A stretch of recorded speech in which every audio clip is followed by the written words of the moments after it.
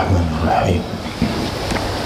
Alhamdulillahirabbil wassalatu wassalamu ala asrafil anbiya wal mursalin wa ala alihi wa sahbihi ajmain, amma ba'd. Rabbi yassir wa la tu'assir, Rabbi tamim bil khair. Rabbana israh lana sudurana yassir lana umurana umural muslimin wahlul 'uqdatam min lisanina yafqahu qawlana. Qala al-mu'allif rahimahullahu ta'ala qaddasallahu sirra wa adama nafa'a bi ulumihi wa barakatihi wa nafahatihi wa madatihi wa karamatihi fid darini amin. Baca. Yastakillu ila tamyizi ummun lam tatazawwaj bi akhara fa ummahatuha wa in allat fa'atun fa bintu ukhtin fa bintu akhin fa ammatun wal mumayyizu in iftaraqa abawahu minan nikahi kana inda man iftarahu minhuma wa li abin ikhtira man ul unsa la dhakara ziyaratal ummi la tamna'ul ummu an ziyaratiha tima alal adati wal ummu awla bitamridihima innal abi in radiya wa illa fa indaha fa in iftaraha dhakarun fa indaha laylan wa indahu naharan aw iftaratha unsa fa indaha abadan wa yazuruha al-abu ala al-adati wa la yatlubu ihdaraha indahu thumma illam yakhtar wahidan minhuma fal ummu awla wa laysa li ahadihima fatmuhu qabla hawlaini min ghairi ridal akhari wa lahuma fatmuhu qablahuma illam yadurruhu wa li ahadihima ba'da hawlaini walahuma ziyadatu fi ridai ala hawlaini haitsu la darara lakin afdal hanatiyu bi annahu yusannu adamuha illa li hajatin. Pasal hadana. Pasal itu adalah khabar dari mubtada yang dibuang atau disimpan. Hukum khabar itu rofa tanda rofa lemah, tanda isim mufrad, hukum isim mufrad maklum. Pasal itu mudhaf, hadana mudhaf ilaih, hukum mudhaf ilaih khafat dengan sebab mudhaf, tanda khafatnya kasrah, tanda isim mufrad, hukum isim mufrad maklum. Waw ibtida aula itu mubtada rofa, tanda rofanya dhammah yang ditakdirkan karena isim maksur. Isim maksur dirofa dengan dhammah yang ditakdirkan, dikhafat, dinasab dengan fathah yang ditakdirkan, dikhafat dengan kasrah yang ditakdirkan. Bil hadanati bi rujjar, hadanah majrur dengan sebab bi, hukumnya khafat, tandanya kasrah, hukumnya khafat, tandanya kasrah, tanda isim mufrad, hukum isim mufrad maklum. Waw ibtida hiya itu isim dhamir dibina di atas fathah pada mahar rafa, jatuh sebagai mubtada. Tarbiyatu itu khabar daripada hiya, hukum khabar rafa, tanda rafanya dhammah karena isim mufrad, hukum isim mufrad maklum. Man isim mausul la nafi, man isim mausul memerlukan ilah dan aid. Iradnya belum. Man isim mausul.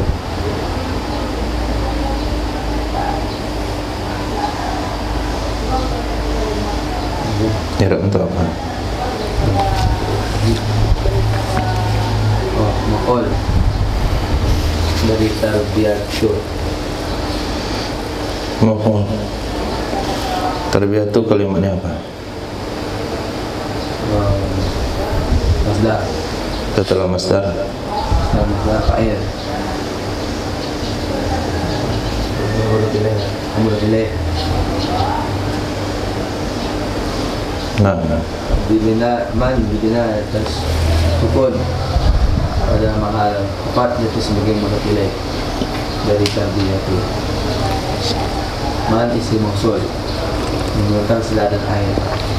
La fi yastaqilu fi'il mudhari'.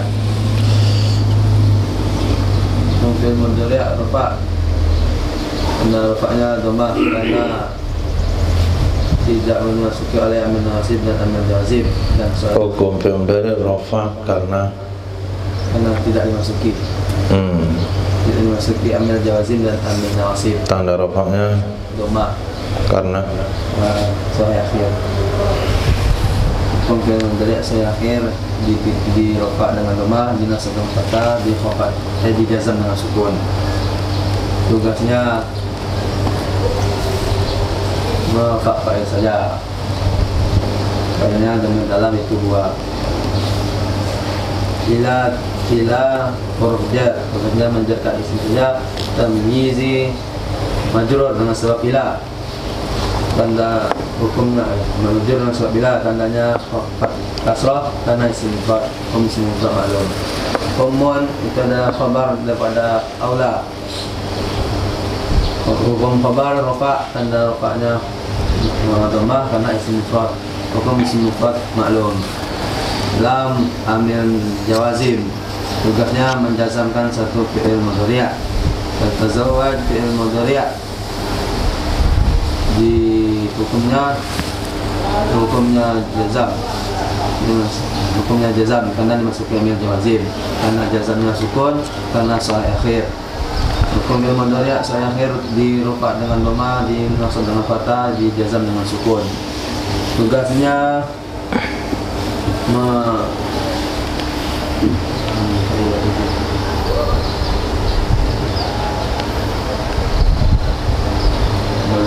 fa'il saja. Fa'ilnya dengan dalam itu hiya. Di akhara, di huruf jar, akhara majrur dengan sebab bi. Majrur dengan sebab bi. Hukumnya khafat, tanda khafatnya fathah karena ismul ladzi lain surif. Ilalnya sifat dengan wazan fi'il. Nah, bismillahirrahmanirrahim. Merawat. Wal aula bil hadanah, yang paling baik dengan mendidik adalah ummun, ibu. Lam tazawwaj bi akhara, selama dia tidak kawin dengan laki-laki lain. Laki-laki lain maksudnya selain ayahnya bayi itu. Tapi kalau dia kawin dengan ayah bayi itu nggak ada masalah. Apa itu hadanah? Itu jumlah yang ada di antara dua jumlah. Jumlah yang ada di antara dua jumlah disebut dengan jumlah muqtaradah. Wahia, dan dianya hadanah adalah tarbiyatu man la yastaqilu ila tamyiz, merawat, mendidik, mengurus orang-orang yang tidak bisa berdiri sendiri. Orang-orang yang tidak bisa berdiri sendiri sampai usia tamyiz, itu yang disebut dengan hadanah. Usia tamyiz tergantung kepada perkembangan anak. Biasanya usia 7 tahun. Lalu siapa lagi yang terbaik? Fa ummahatuha, Lalu ibu-ibunya ibu, ibu-ibunya ibu, yaitu nenek oleh si anak atau nenek oleh ibunya. Berarti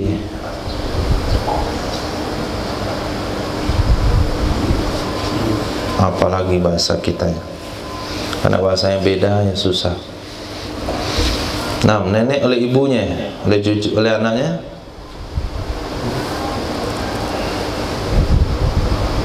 Nenek buyut. Nah, wa in alat, walaupun sampai ke atas kalau ada. Kalau nggak ada, ibunya nggak ada, ibu-ibunya nggak ada, nenek ibunya nggak ada, ibu neneknya nggak ada, Pak Abun, maka kembali ke ayah. Kalau ayahnya nggak ada, Pak ummahatuhu, maka ibunya ayah, ibunya bapak, berarti nenek pihak bapak. Kalau nggak ada, berarti neneknya bapak. Terus ke atas. Nggak ada juga, punah. Fa ukhtun, maka saudari perempuan. Itu yang mendidik yang terbaik nomor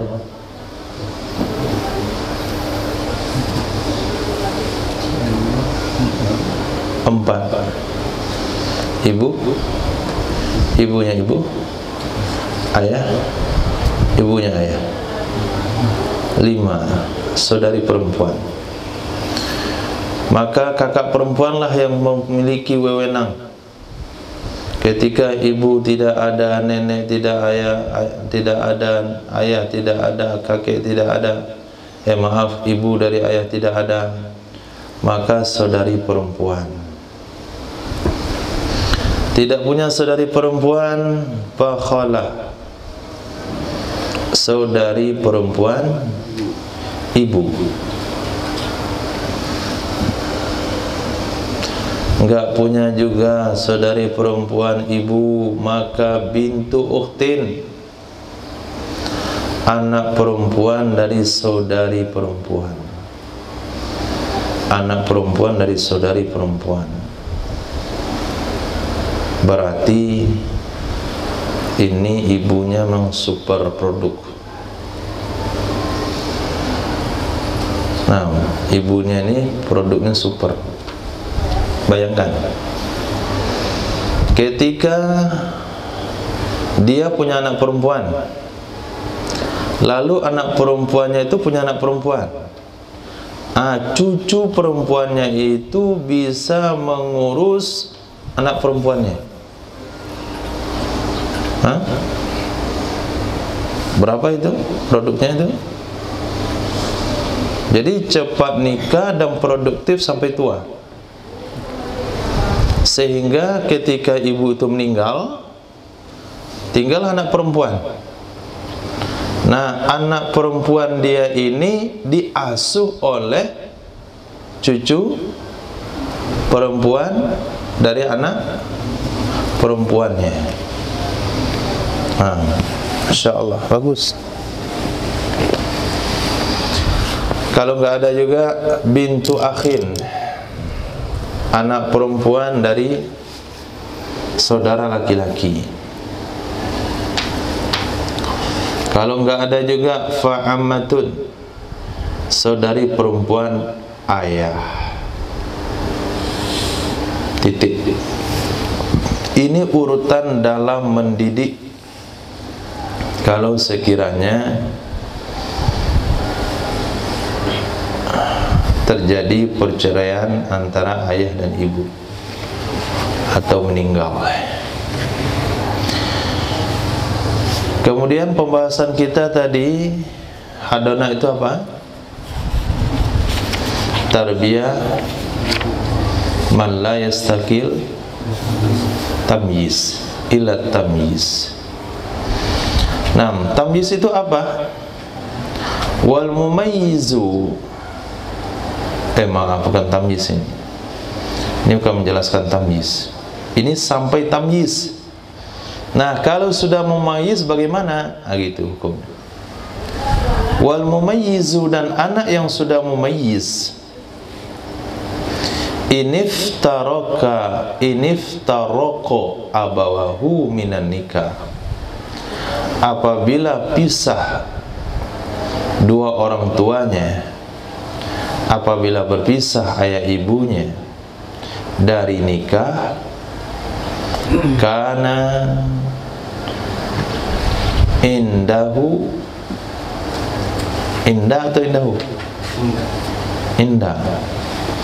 Karena indaman ikhtarahu minhuma, ada ia anak mumayyiz itu bersama orang yang ia pilih akannya dari keduanya ayah dan ibu.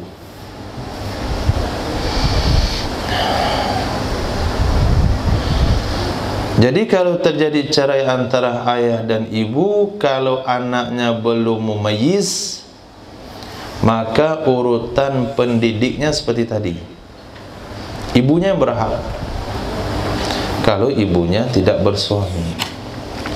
Kalau ibunya bersuami, pindahlah kepada neneknya.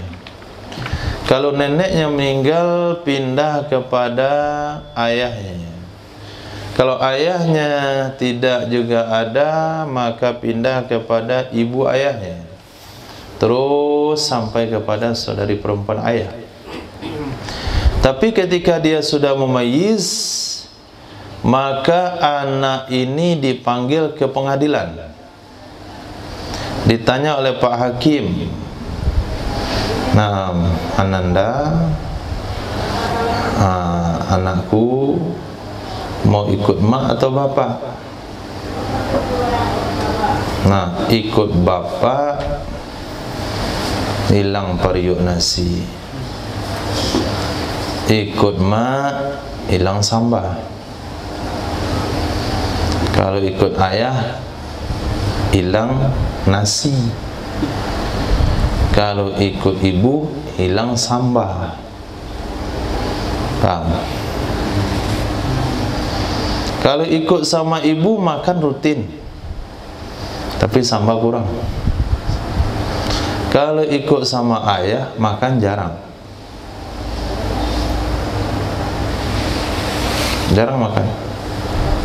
Ntar ayah capek dulu ya, kita makannya di kedai ya, itu aja dulu ya. Tuh kalau sama ayah.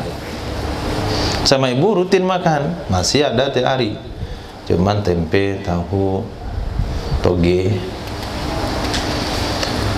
Akhirnya mikirlah anak nih, kecil 7 tahun dah suruh memilih. Orang 17 tahun memilih, dia 7 tahun memilih. Nah, caleg mana mau dipilih nih? Ayah atau ibu? Ketika dia tetapkan pilihan, maka dia akan tinggal bersama orang yang dia pilih. Titik. Itu kesimpulannya. Wali abin ikhtira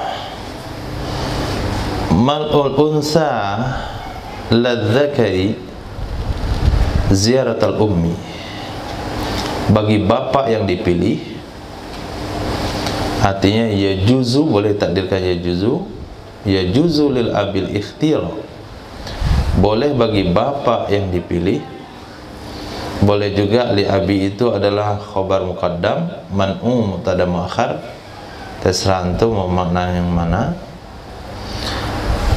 Yang mudah adalah ya juzu li abin ikhtira, boleh bagi abi yang dipilih oleh man'ul untha, melarang anak wanitanya. Kalau anak mumayyiz itu wanita, tidak boleh melarang anak laki-lakinya. Dilarang ngapain? Maf'ul dari man'u, ziaratul ummi, untuk menziarahi ibunya, untuk menziarahi ibunya. Sekarang jatuh pilihan ke bapak, hak pendidik adalah bapak, tergantung pada anaknya. Anak ini laki atau perempuan? Kalau laki-laki, bapak nggak boleh melarang kalau anak laki-lakinya izin mau berkunjung ke rumah maknya. Tapi kalau anaknya perempuan, si bapak boleh melarang untuk tidak berkunjung ke rumah maknya. Kenapa? Karena perempuan itu harus dididik untuk tidak keluar rumah, untuk tidak sering kunjung berkunjung. Nah, wala tamna'ul ummu an ziyaratihi atau tiha. Hima. Kitab saya tiha. Wala tamna'ul ummu ayyin la yamdu awal mukhtar ay la yamna'u al-abu mukhtar al-ummah. Oke. Yamna'u tamna'u? Tamna'u.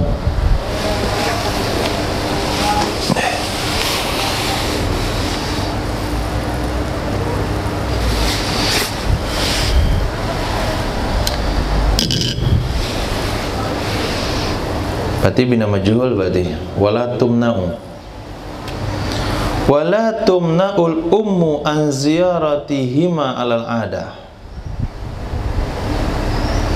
Dan tidak boleh dilarang seorang ibu dari menziarahi keduanya anak laki-laki dan anak perempuan sesuai dengan kebiasaan. Sesuai dengan kebiasaan dia di dalam kayaumin minal usbu', seperti sehari dalam seminggu. Jadi kalau bapak yang terpilih, maka ketika bapak mendidik anak ini, anaknya minta izin mau datang ke rumah maknya sesuai dengan kebiasaan. Kalau anak laki-laki tidak boleh dilarang, kalau anak perempuan boleh. Tapi kalau ibunya yang mau berkunjung ke rumah bapak, mau jumpa sama anak laki-lakinya, mau jumpa sama anak perempuannya, bapak nggak boleh melarang. Bapak nggak boleh melarang. Kamu yang datang-datang lagi ke sini. Nah, saya mau ketemu sama anak, ketemu saya. Tuh. Jadi nggak boleh, asal sesuai dengan adat. Wal ummu aula bitamridhiha indal abi in radiyah. Bagaimana kalau ketika anaknya sakit? Anaknya sakit, baik anak laki atau perempuan. Dan ibu itu lebih tepat. Ibu lebih layak dengan merawat keduanya, anak laki-laki dan anak perempuan, tapi indal abi, di dekat bapak, artinya di rumah bapak. In radiyah, jika rela sang bapak. Wa illa, jika tidak rela, fa indaha, maka bersama ibu, di dekat ibu.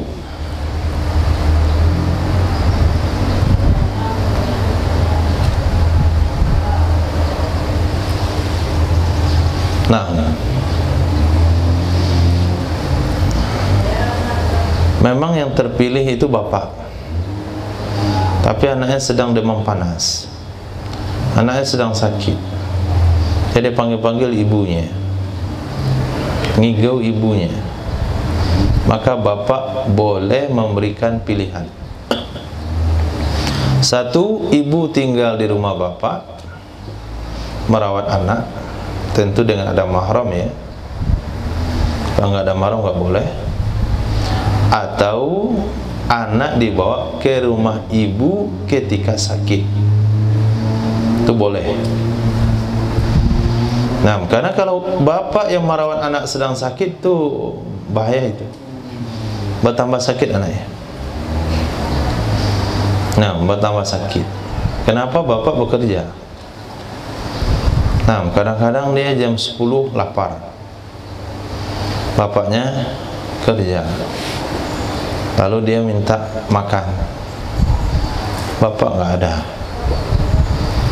Nah, nanti dia mual, muntah. Ketika muntah, jatuh di kamar mandi. Pas pulang udah tegang aja anaknya. Nah, ini kalau laki-laki yang merawat anak sedang sakit, dia sabarnya 3 kali. Nah, 3 kali itu dipaksakan sabar.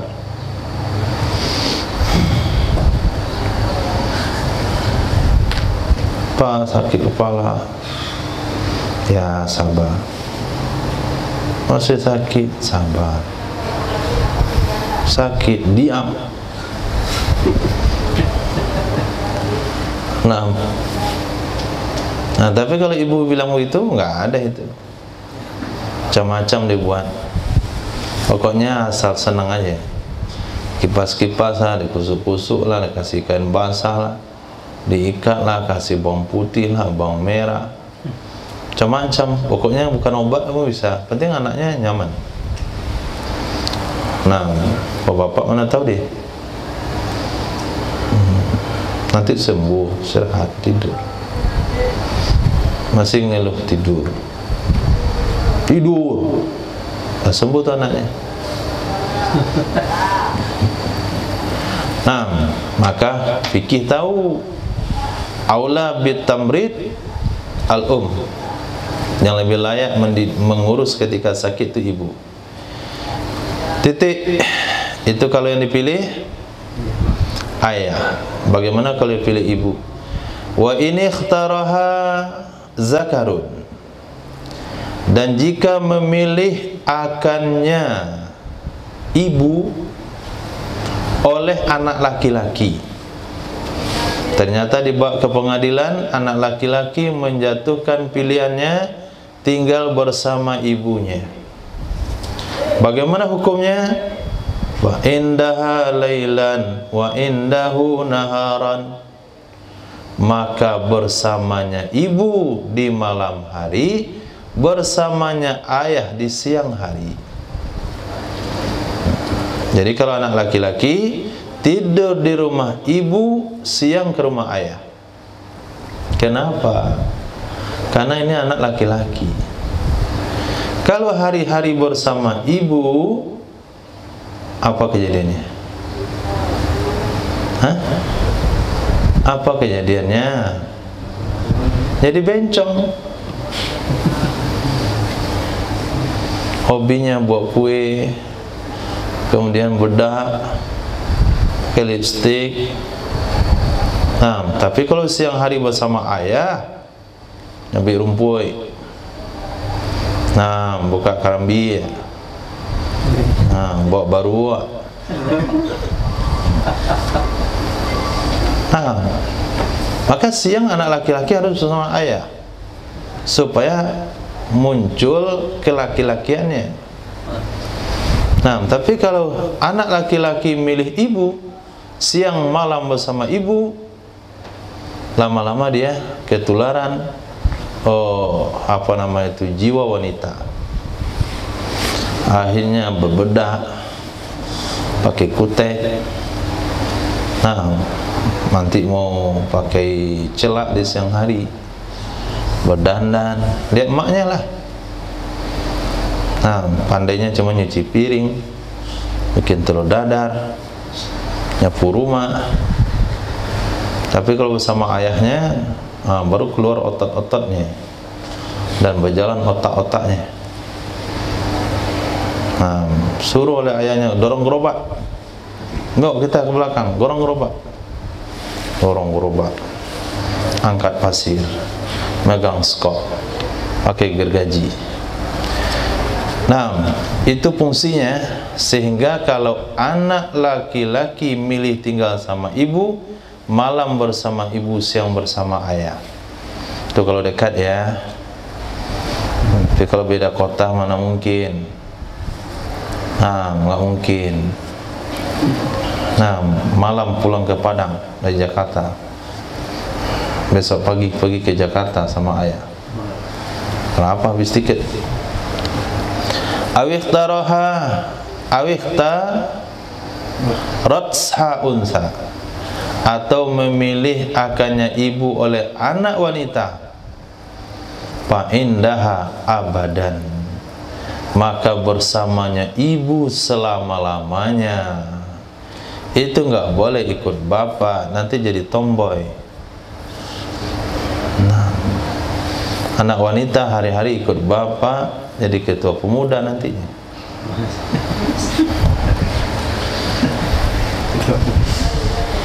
Jadi kalau anak perempuan milih ibu, ya sama ibu selama-lamanya. Memang ibu dengan ibu, anak wanita dengan ibu, itu memang harus menyalurkan naluri keibuan kepada anaknya, dan mengunjungi akannya anak wanita oleh ayah sesuai dengan adat, sekali seminggu.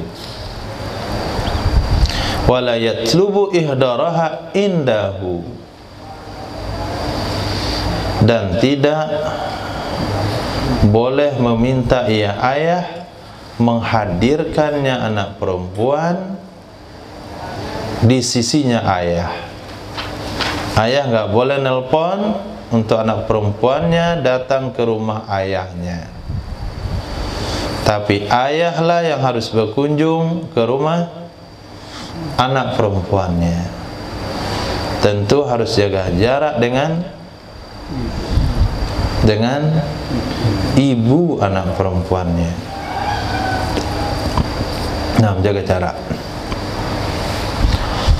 Summa illam yakhtar wahidam minhuma, kemudian jika tidak memilih ia anak, baik laki maupun perempuan, akan satu pun dari keduanya, golput anaknya, nggak bisa menentukan pilihan.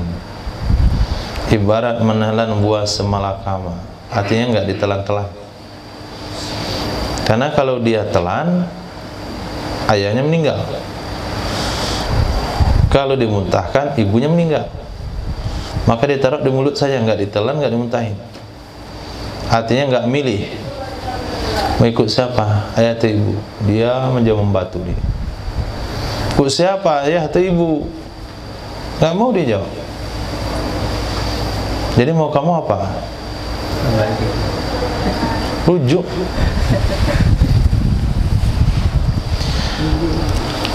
Nah, naik emosi mak bapaknya.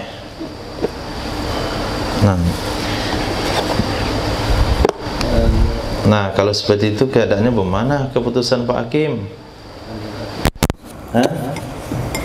Fal ummu aula, kasih ke maknya saja.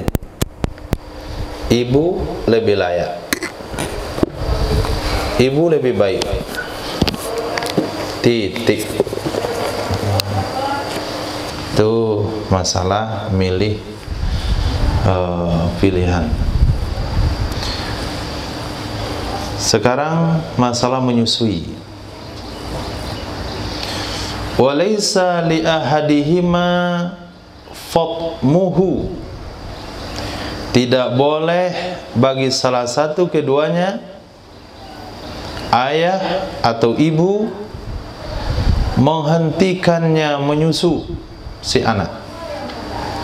Fatmu, menghentikan menyusu. Qabla haulaini, sebelum 2 tahun. Min ghairi ridal akhari, dari tanpa ridho yang lain. Dari tanpa ridho yang lain. Ibu nekat menghentikan anaknya menyusu usia 1,5 tahun. Kata ayah nggak boleh, ya nggak boleh. Kata ayah, hentikan anakmu menyusu 1,5 tahun. Nah, itu telah merusak. Kalau sampai 2 tahun terlalu rusak. Kata ayah. Ibu katakan enggak, saya mau anak saya sempurna 2 tahun. Ayah nggak boleh melarang. Tapi apabila ibu dan ayah sepakat menghentikan anak menyusu sebelum usia 2 tahun, hukumnya? Kalau keduanya sepakat, hukumnya? Walahuma fatmuhu qablahuma illam yadurrah. Boleh bagi keduanya, ayah dan ibu, menghentikannya menyusu sebelum keduanya 2 tahun, jika tidak membahayakan ia berhenti menyusu akannya si anak. Nah, itu syaratnya. Boleh ayah ibu ridha, sepakat, tapi kalau itu membuat anak berbahaya, nggak boleh. Nah, tidak boleh. Wali ahadihima ba'dal haulain, dan boleh menghentikan menyusu bagi salah satu keduanya, baik ayah maupun ibu, setelah 2 tahun. Kalau setelah 2 tahun boleh. Nah, ibu menghentikan anaknya menyusu setelah 2 tahun, ayah larang, enggak masalah, hentikan saja. Karena memang 2 tahun itu memang dah masanya untuk berhenti. Tapi ayah ingin menghentikan, ibu enggak mau, maka ibu mesti menghentikannya. Anak kalau enggak dihentikan menyusu, dia akan menyusu sampai dewasa. Nah, berangkat ke TK nyusu dulu dia, 1 SMA nyusu dulu. Itu kata Imam Al-Busiri dalam qasidahnya, nafsu itu seperti anak, kalau tidak dipaksa dia akan menyusu terus. Walahuma ziyadatu fi ridha 'alal haulain. Boleh bagi keduanya, ibu dan ayah, melebihkan dalam susuan atas 2 tahun. Jadi kalau ada yang mengatakan menyusu 2 tahun itu sudah menyedot darah, bukan susu lagi, tergantung warnanya. Nah, kalau keluar darah merah ya berarti, tapi kalau masih keluar putih susu. Jadi ayah ibu boleh menambah masa menyusu di atas 2 tahun ketika tidak membahayakan ia. Tapi kalau kata dokter nggak boleh, nanti dia demam, nanti dia sakit. Namun berfatwa al-Imam Hanati bi annahu, dan sesungguhnya yusannu adamuha, disunahkan tidaknya melebihkan, disunahkan tidaknya melebihkan, kecuali kan dan menyusui ini tidak mesti sama ibunya, bisa kepada ibu susu. Cuman kesepakatan berhentinya itu yang dibahas sekarang. Dan aturan ini tidak juga kepada ayah ibu yang masih dalam ikatan nikah. Aturan ini juga berlaku kepada suami istri yang sudah tidak ada lagi ikatan nikah. Maka kalau sekiranya seorang anak disusui oleh ibunya dan dia sudah cerai sama suaminya, maka ibunya menghentikan menyusu sebelum 2 tahun, suaminya boleh larang. Dia harus minta persetujuan suaminya, persetujuan mantan suaminya. Jadi aturan tadi bukan kepada suami istri yang masih ikatan nikah, yang cerai pun aturannya sama. Kalau sekiranya ibu tidak mau, maka suami mesti mencarikan ibu susu lain. Titik. Habis masalah anak. Kemudian berpindah kepada yang lain-lain. Wajibu ala malikin, wajib terhadap pemilik. Kifayatur raqiqatin, raqiqin atau raqiqatin? Raqiqi, kihi, berarti ha itu bukan ta. Kifayatur raqiqihi, keperluan budaknya. Wajib terhadap pemilik keperluan budaknya, kecuali budak mukatab. Nah, budak mukatab,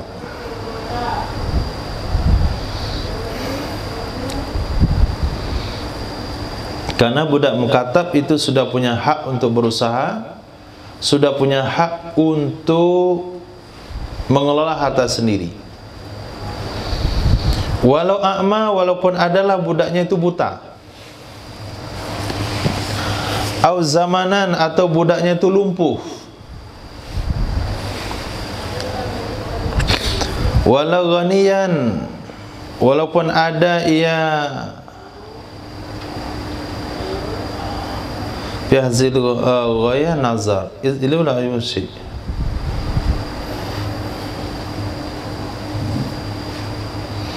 Mana itu? Kata musanah walau ghaniyan itu enggak cocok. Walaupun ada budaknya itu kaya, kan aneh.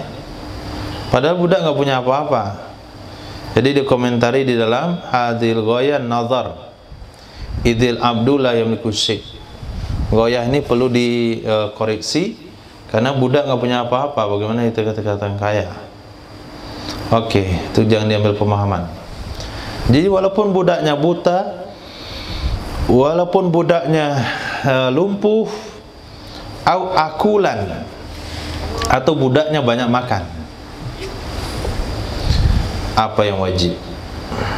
Nafaqatun, nafkah, wa kiswatun, dan pakaian, min jinsil mu'tad, dari jenis yang biasa, limislihi, bagi semisalnya budak, min ariqqail balad, dari budak-budak negeri tersebut.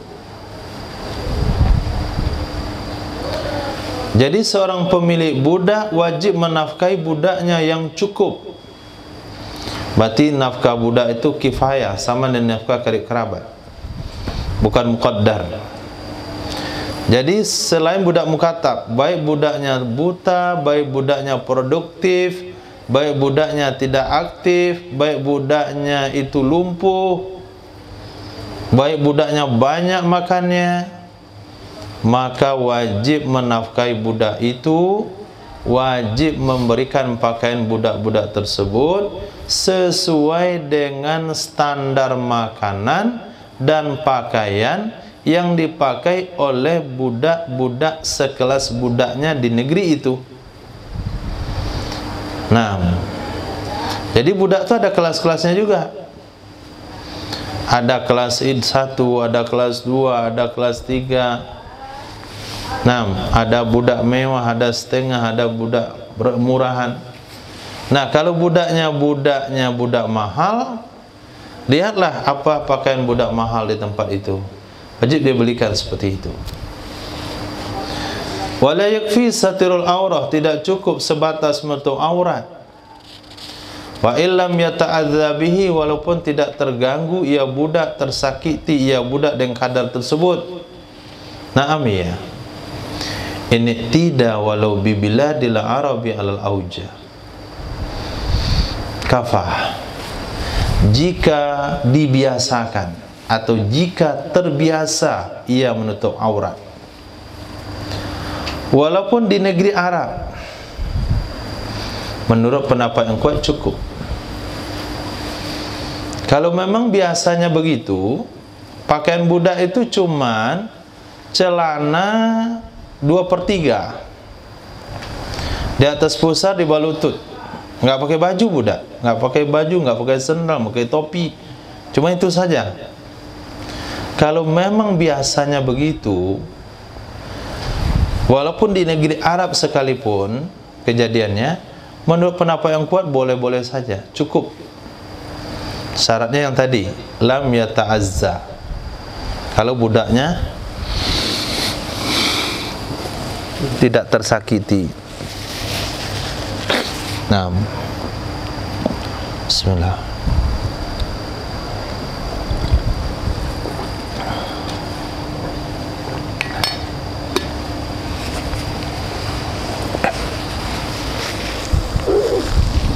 Kenapa cukup? La tahqira hinaid, karena tidak ada penghinaan waktu itu. Memberikan pakaian untuk orang tidak dianggap penghinaan, karena memang biasanya semua budak hanya pakaiannya begitu. Sama di zaman sebelum kemerdekaan. Itu bedanya ningrat sama rakyat jelata, pakai baju mah enggak. Nah, kalau pakai baju berarti orang ningrat.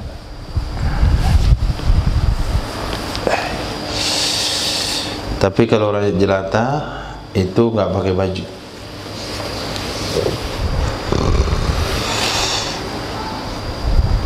Itu juga di zaman-zaman Majapahit.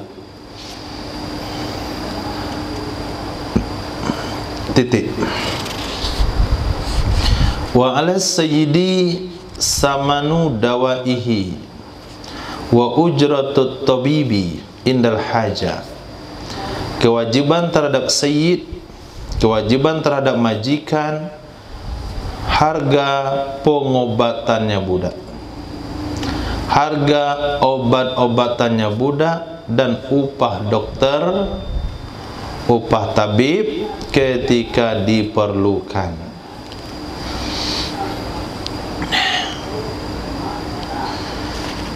Wa kasbul raqiqi li sayyidi, dan usaha budak itu milik sayyidnya.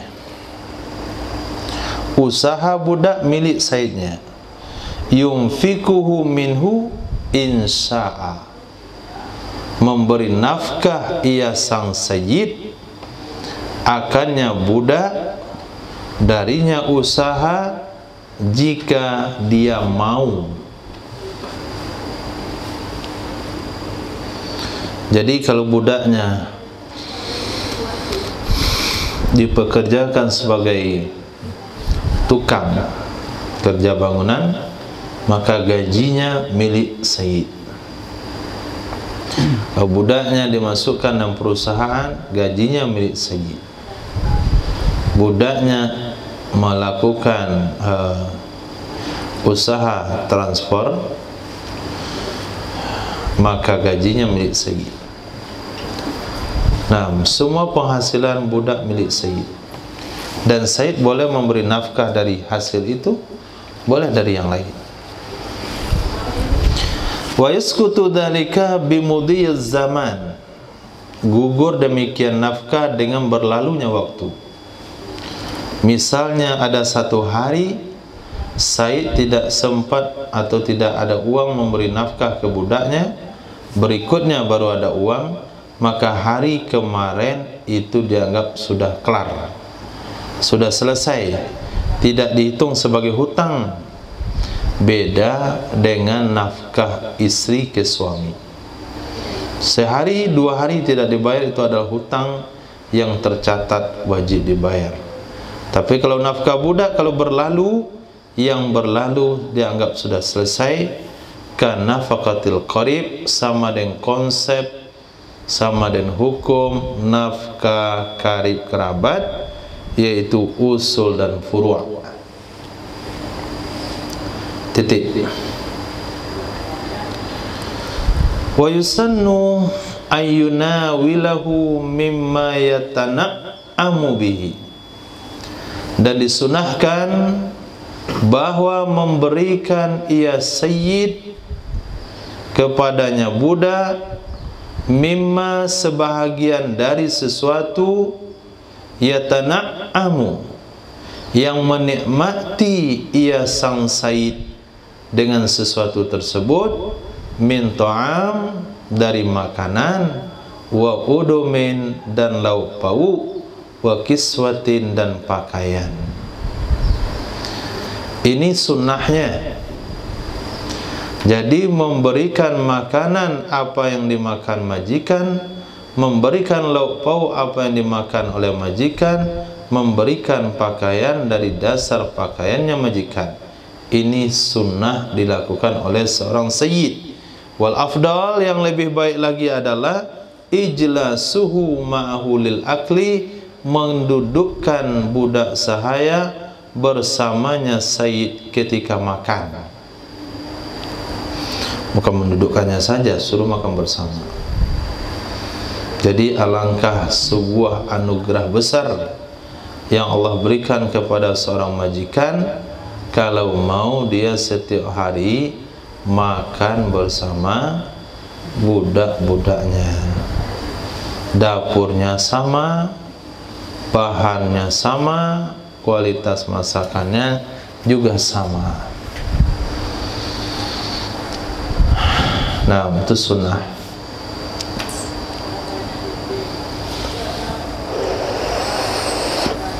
Wala yajuzu an yukallifahu, dan tidak boleh bahwa membebani ia Sayyid akannya budak-budak tersebut kadawabi, sama dengan hewan ternak, sama dengan hewan tunggangan, alat dawami, dalam jangka waktu yang panjang, amalan akan satu pekerjaan la yutiku, yang tidak mampu ia budak ataupun hewan tunggangan akannya pekerjaan, wa iradiya, walaupun dia rela.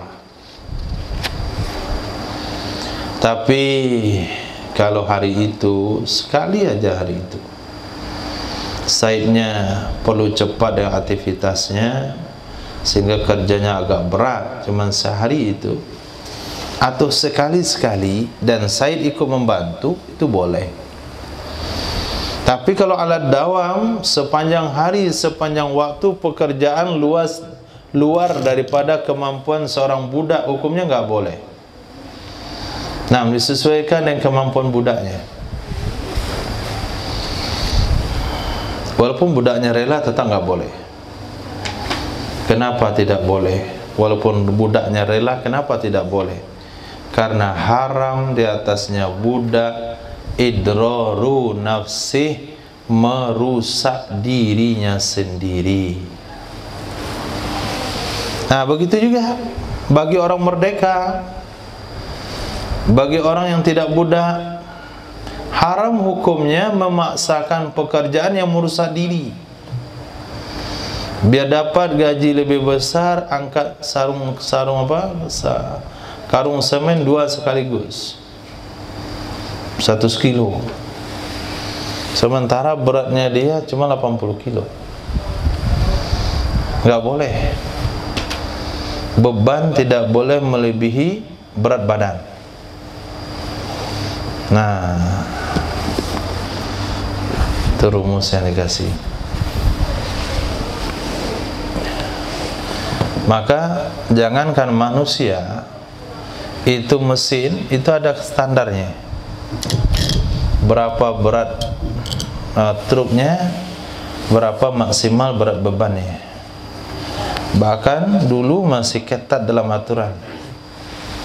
Jadi dipajang panjang itu lewat dulu timbangan. Lihat. Nah, kalau berat itu kena denda. Kenapa?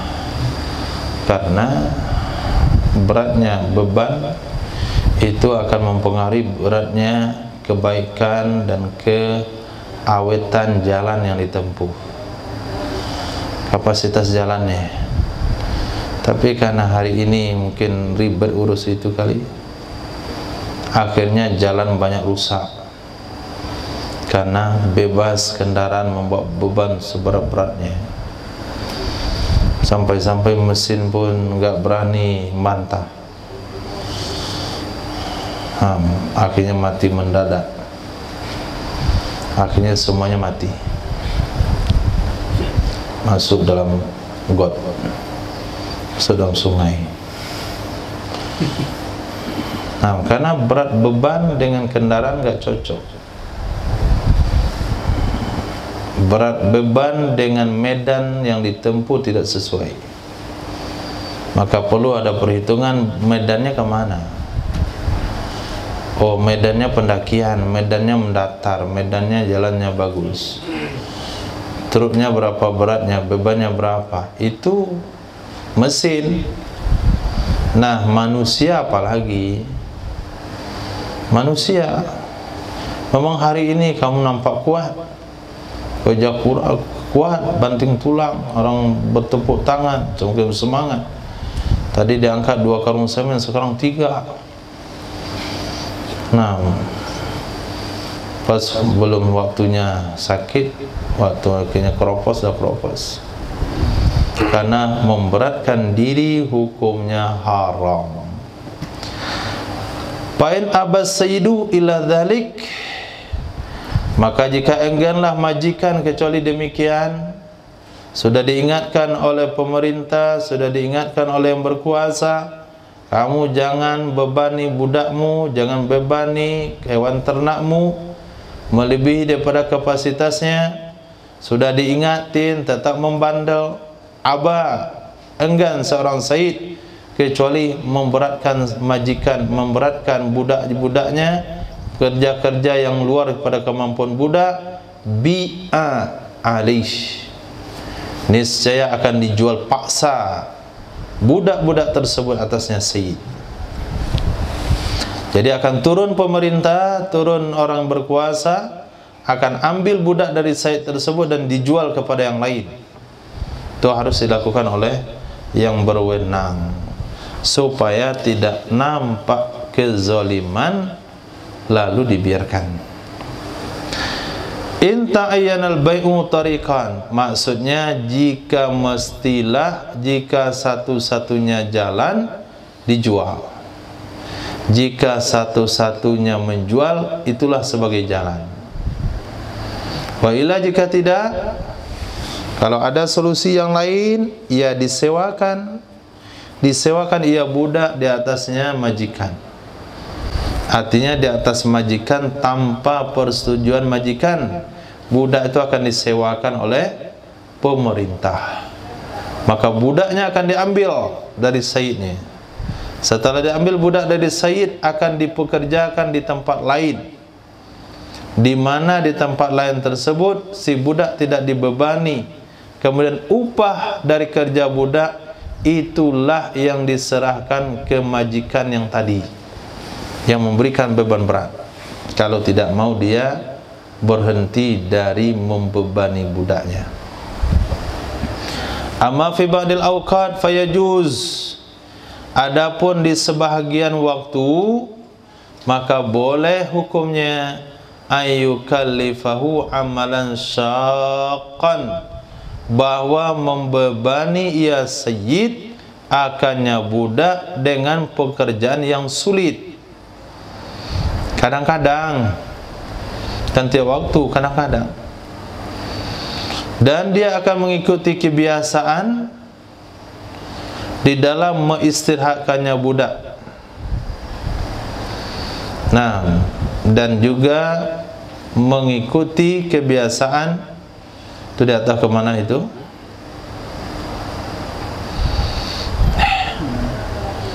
Ibarat raudhah dan sarada tabi' sayyid fi taklifi raqiqah.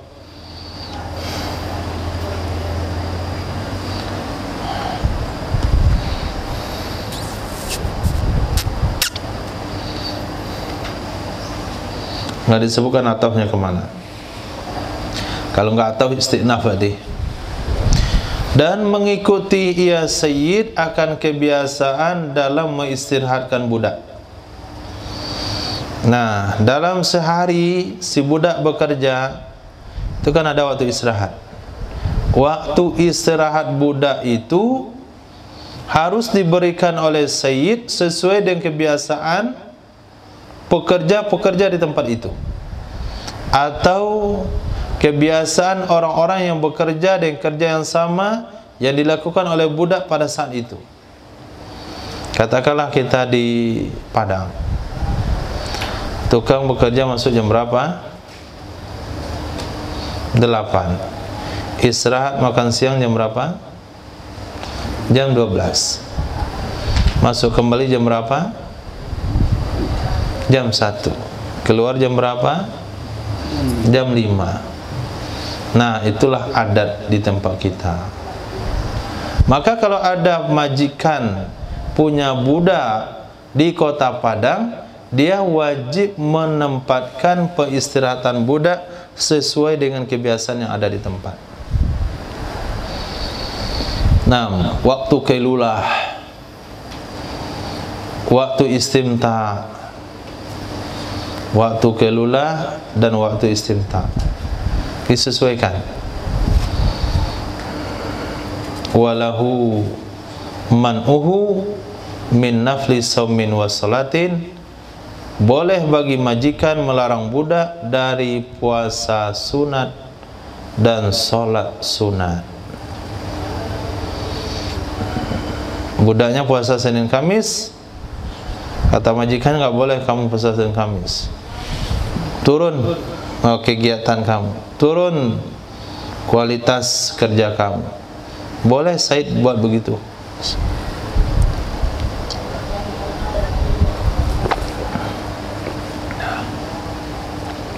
Titik. Ini berkenaan dengan majikan. Sekarang dengan pemilik. Wa ala malikin alafu dabbatihil muhtaramah, kewajiban terhadap si pemilik memberi makan hewan tunggangannya yang dihormati, atau hewannya, jangan diartikan tunggangan, hewannya saja.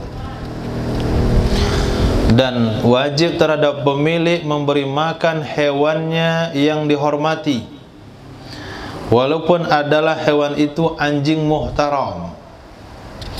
Walaupun anjing muhtaram, yaitu anjing yang boleh dipelihara dan anjing yang ada alasan syar'i untuk merawatnya, untuk memeliharanya, itu wajib dikasih makan. Wasaqyuha, dan memberi minumnya. Illam ta'laf, illam ta'laf ar-ra'i, jika tidak bisa makan ia hewan akan makanannya. Sapi kalau nggak mau makan lagi, nggak selera makan, berarti maknanya dia minta minum.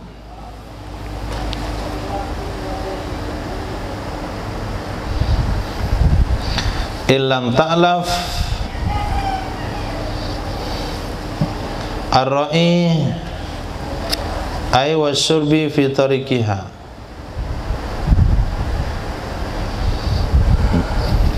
wajib terhadap pemilik memberi makan hewannya yang muhtaram, walaupun anjing muhtaram.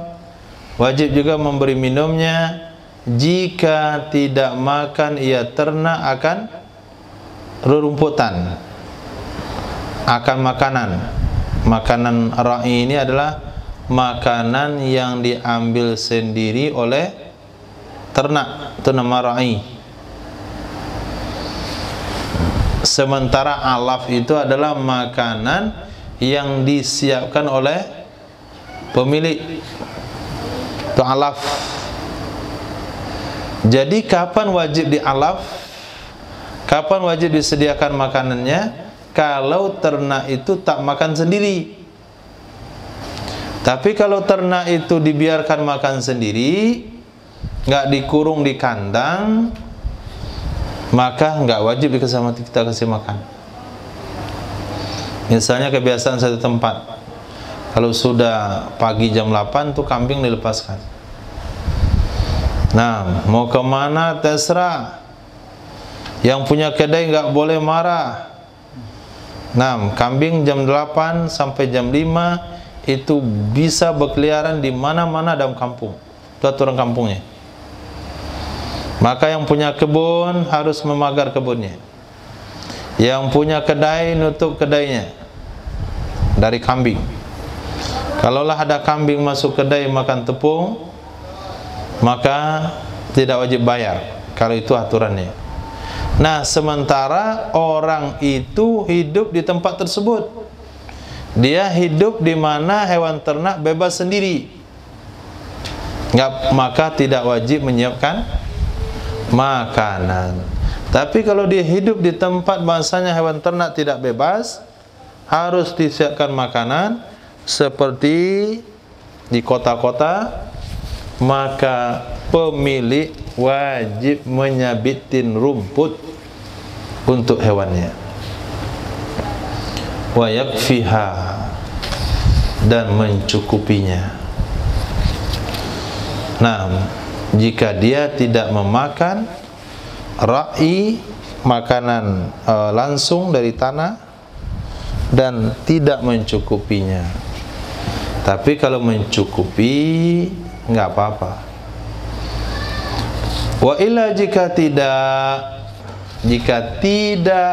tidak makan, berarti hewan ternaknya bisa makan sendiri.